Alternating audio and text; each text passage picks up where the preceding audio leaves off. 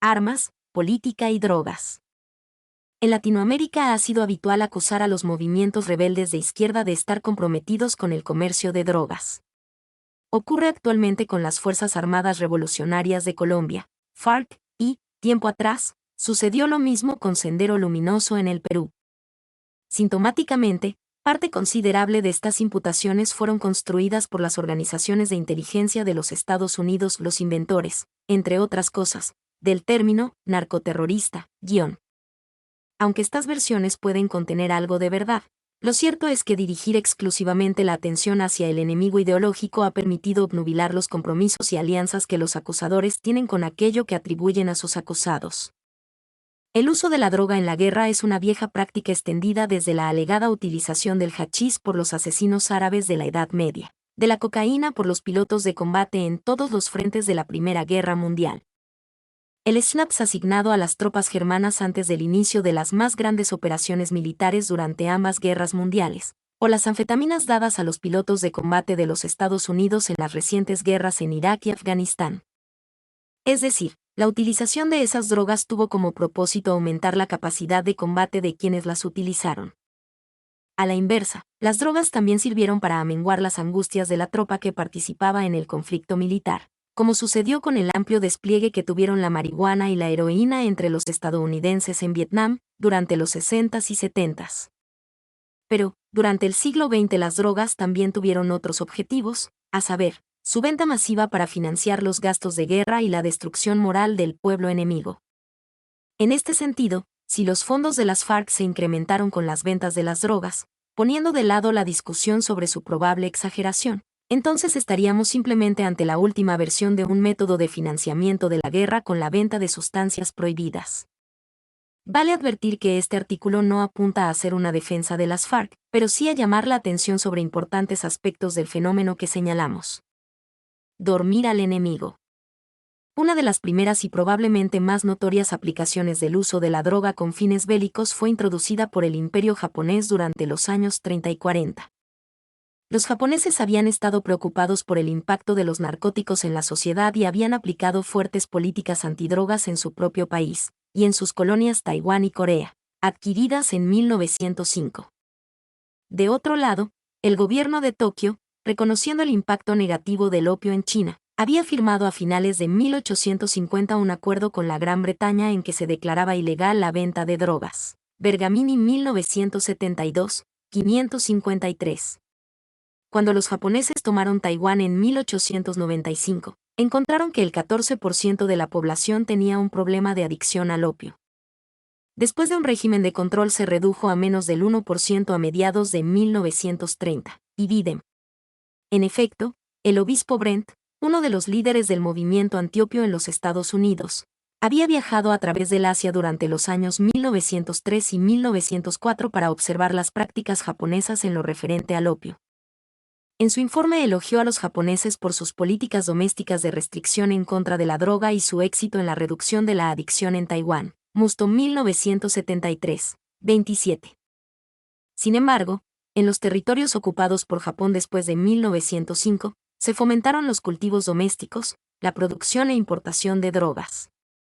En efecto, la venta de narcóticos japoneses ya era una práctica común durante la Primera Guerra Mundial, Parsin en 1983. 131.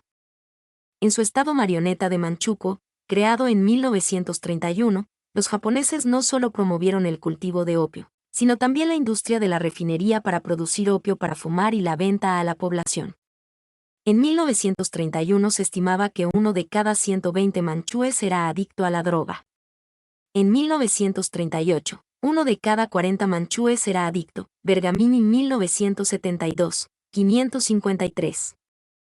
La Liga de las Naciones llamó repetidamente la atención acerca de las políticas japonesas sobre las drogas en la ocupación de Manchuria. En un informe de 1937, el asesor del Comité para la Lucha contra el Consumo del Opio de la Liga se refirió específicamente a la industria clandestina e ilícita del tráfico de drogas y narcóticos, emprendida por los súbditos japoneses en China, en los territorios que estaban bajo su influencia. Reclamando, ante el deterioro alarmante de la situación, Remborg 1972, 190 a 191. la marina japonesa utilizaba sus botes para transportar la droga, mientras los laboratorios en donde se manufacturaba la heroína eran controlados por el ejército. En efecto, los militares habían establecido un sistema de miles de farmacias en donde vendían opio y heroína a la población. Pero los japoneses no solamente usaron sustancias para formar fármaco-dependientes y así diezmar la capacidad de resistencia de China, sino que también confiaron en la venta de droga para financiar sus operaciones. En el manual militar japonés se explicó la estrategia de la siguiente forma: el uso de las drogas es indigno de una raza superior como la japonesa. Solamente razas inferiores, razas que son decadentes como los chinos, europeos y los de la India del Este, son adictos al uso de los narcóticos. Esto es porque ellos están destinados a ser nuestros sirvientes y eventualmente desaparecerán, citado en Bakeman 1995, 272. Según Bus 1999, Japón obtuvo ganancias anuales de por lo menos $300 millones durante 1930 con la distribución y venta de heroína y opio de Manchuria. 1999, 163. Sin embargo, no solo los ocupantes japoneses contaron con las ventas de narcóticos para financiar sus operaciones militares contra sus enemigos chinos. El régimen nacionalista de Chiang Kai-shek combinó con un grupo del crimen organizado, la Banda Verde de Shanghái, para usar los ingresos de las ventas de opio en el financiamiento de sus propias fuerzas. Chiang estableció la Oficina Nacional de Supresión del Opio, ONSO, con el encargo oficial de controlar y erradicar el consumo de opio. Pero la ONSO solo fue una fachada adoptada para atenuar la inconformidad doméstica y las protestas de otros estados firmantes de tratados internacionales sobre narcóticos.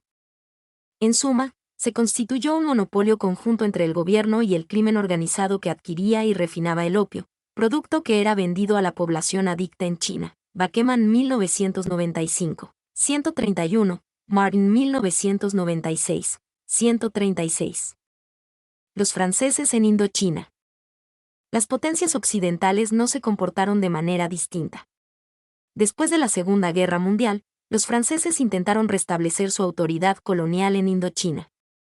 Si bien en 1945 el gobierno de París acordó la abolición del monopolio del opio, siendo uno de los últimos poderes coloniales en hacerlo, al retornar a la península debieron enfrentar al movimiento de la resistencia anticolonial, conducido por el líder comunista vietnamita Ho Chi Minh.